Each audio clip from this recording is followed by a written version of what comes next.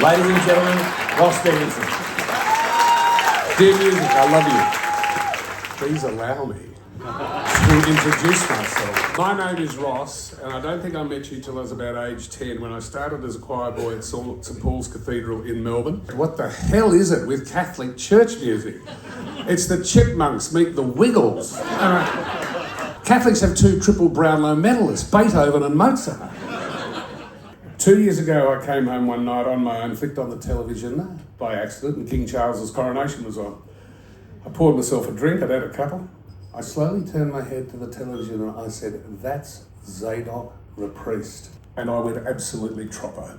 It makes you want to believe in God. The day your voice breaks, bang, you're kicked out of the choir. So for the first time in my life, I was open to other music and arrived in an avalanche. And amongst that avalanche arrived the greatest love of my musical life, the Rolling Stones. In 1995, I met them. Jeff Kennett came up with the brilliant idea of throwing the Stones a cocktail party. Jeff very kindly invited me, and I was saying to myself, I'm not getting their autograph, I'm not getting their autograph, I'm not getting their autograph. When I got to Ronnie Wood, I said, "Stop it, Ronnie, I know what you're thinking." At which point, Charlie Watts said, "Nobody knows what he's thinking." Here it is. With love, whoever you are, Keith Richards, love and good luck, Ronnie Wood, Mick Jagger, Charlie Watts.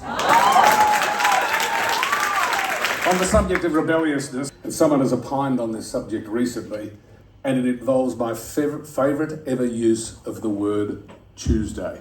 Noel Gallagher, in a radio interview, said this: "The music industry doesn't like Mavericks. The reason there are no bands now is because in the 90s, Oasis, we were the mainstream.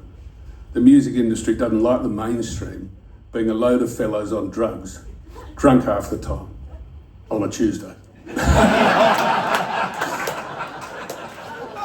Dear music, thank you for taking me on a journey that started in Westminster Abbey on the 11th of October 1727, touched down at Madison Square Garden on the 28th of November 1969, when the Stones performed their greatest ever version of Sympathy for the Devil.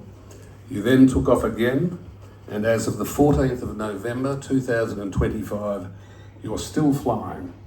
I love you. Yeah.